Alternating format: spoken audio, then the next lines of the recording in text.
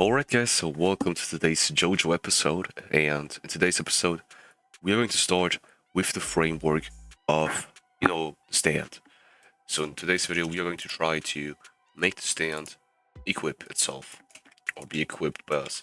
So sorry if I sound ill, but yeah, I'm currently ill. I also have to whisper a little because we currently have 5 AM as I'm recording this. Alright, so let's create a local script inside of our starter pack. And inside of here, let's call this one stand controller. So we want to add a bunch of variables right here. So the player first of all, so game player's local player. And something called user input service. So game get service, user input service, there we go. And yeah, so this user input service right here, it is responsible to detect the user's input. So we can do input begin, which marks the beginning of an input. So it means when you have pressed the button, when you have pressed your mouse button whatsoever. But it doesn't really tell if it has been let go of or not. There is another event which does that, called input ended. Now when this input begin happens, you can receive two arguments. The first one is the input which was done, and the second one is something called game processed event. The acronym is GPE, that's the reason why I call it GPE.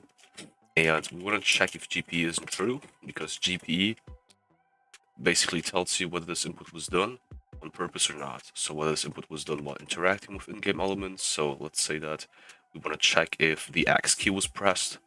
And when you accidentally use the chat and press X while chatting, then you didn't really use the key on purpose, And this is basically what GPE tells you.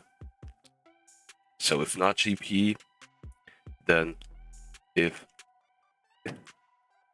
input keycode and then keycode Q, then. So this is the part where we determine the key for the stand equip. In this case, we are checking for the Q key. Okay. So let's create a remote event inside of the replicated storage. Let's call this one stand controller as well. And let's create another variable right here, which refers to the remote event. There we go. Alright, so now we want to... what do we actually want to do?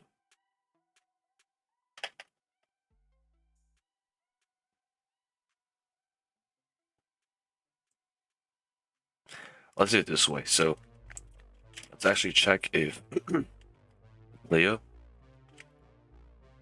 contains a model and whether this model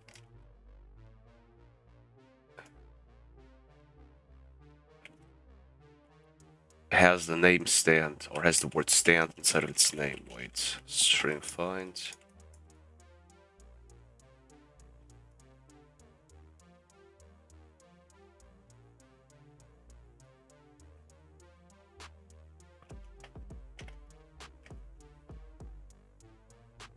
There we go. So what we're doing right here is that we are basically checking whether the player's character contains a model. So a model inside of the character model itself could be a stand, or is going to be our stand, alright? And the next check checks whether this one particular model contains the word stand inside of its name.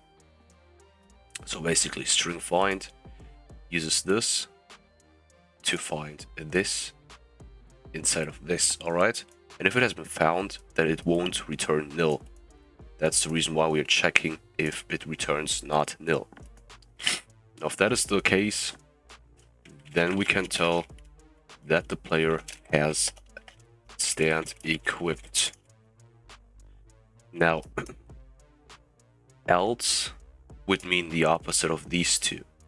Now, let's go through this. So player character find first child of class, so this model. So if this isn't true, then this cannot be true as well, because this requires this, alright? So everything depends on this requirement. Now if this isn't true, it means there is no model inside of our character model, then there can also be no stand, because our stand is going to be a model inside of this character model. Okay, so that's how we are going to do things. So this is basically the opposite of this. Now, basically this branch means if has stand not equipped, because there is no character, there is a model instead of the character model. That's the reason why. Now we can test this out.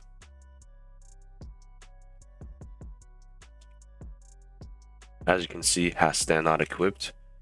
I could now create a model inside of here, inside of our character, and call it the world stand if I want to.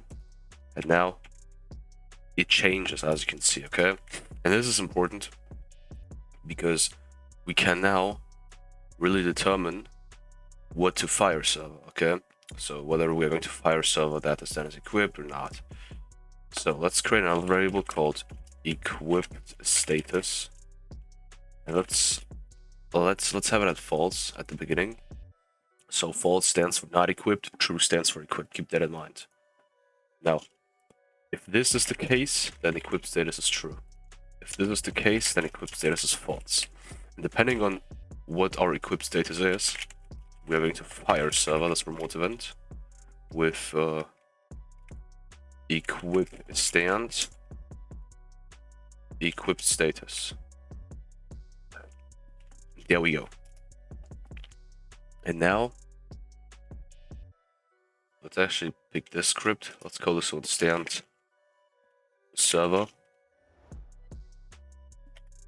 And now let's take this remote event reference right here, put it inside of here, and then connect the function. There we go. So basically this on server event reacts to this fire server, alright? And we can now receive the player who has fire server, so this is being passed automatically. We do not have to add it inside of here. And we also receive this and this, so these two arguments, and we would even receive more when we would have added more arguments inside of here.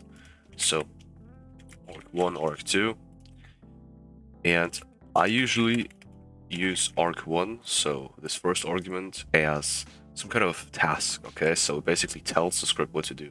In this case, equip stand. There we go. Now, if arg2 is true, or else, so this is one case. So if argument 2 is true, and a second case, so else would be any other case than this. And this would be false, because booleans only have two options, so true or false. Alright. So this one would delete the stand, because the stand is currently equipped. This one would create the stand, or equip the stand, because the stand is currently not equipped.